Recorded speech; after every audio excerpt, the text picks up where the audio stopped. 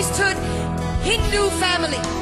I was born in a Hindu family to Brahmin priests. My grandfather, my great-grandfather, and my great-great-grandfather were Hindu priests. It was unthinkable and offensive for a daughter of a granddaughter of a priest to come away from that system.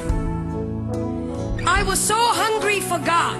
I was so thirsty for God. When I was born at the age of 6 days old, I was dedicated to Hindu demons in a cave temple. I was left in a cave temple, and from that moment on, my mind, my spirit, and my soul was overtaken by demonic forces that I had no control over. I could not control these forces. They controlled me. Every decision I made, everything I became. I began to learn to worship the names of over 2,000 gods. Over 2,000 gods by memory. It was required of me. It was required of the priesthood. And I, as an obedient daughter of a priest or granddaughter of a priest, I learned the names of 2,000 gods. At the age of 19 or 20, I was so hungry for God, but I did not know His name, where He was, who He is. And so I started a journey of pain and darkness. At the age, in my late teens, in 1920, I became discipled under a witch. And the reason I went into that was not to harm anyone, but to find God.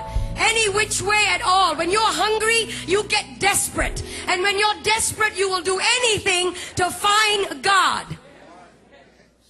And so I went after Him. And I didn't find Him in the pages of Hinduism. I didn't find Him in the pages of the priesthood creed. I didn't find Him in the pages of mantras and prayers that I was taught to believe in. I didn't find Him in the rooms of temples. Huge temples. I would go into that and want to look for God. There was one time I was in southern India, and there was in this temple. I went in and I opened the curtain. There was a veil that divided the holy area from the rest of the public. Well, I couldn't wait. I had no authority to go into that area. Only a male priest could go in there. I opened the curtain, and there was a 10-foot idol.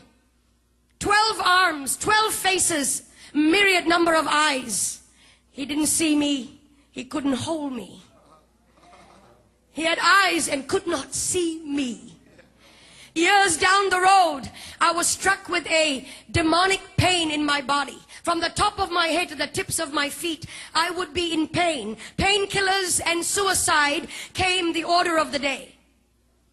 I took painkillers every day, more than the required dose, just to knock myself out. And in my mind, it was one thought: if I ended my life, I would end the pain. And so I was sitting at the edge of my bed, possibly on the last day of my life on this planet. Sometimes, when it all looks lonely, you feel that nobody really cares. Hear me, young people. He's watching over you. He's watching over you. And it may not be tangible, but He's over you. And He loves you. And He'll come through for you if you would just focus on Him and let the other stuff go. And I was sitting at the edge of my bed, frustrated, fed up. And I cried out like you have cried out, Jesus! I'd heard of that name when I was growing up. Christmas cards. Christian people that would come to my door and tell me He died for you. And I would resist them and argue with them. Proud and arrogant of the priesthood that I belonged to. Ignorant. And when I cried out, Jesus, the presence of a holy God began to filter through that room. That room was darkened. The lights were switched off. I was sitting on the edge of my bed. I never saw His face, but His voice was as audible as anything that I've ever heard before. I am Jesus. I am God. And He touched my body. No doctor could cure the disease that was in my body. No doctor could heal me. Young men, No doctor could provide the answers. Nothing out there can.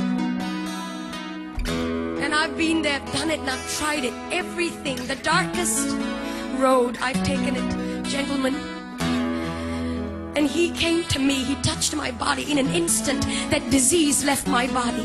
In an instant, I was healed. I began to feel his power and his presence course through my body.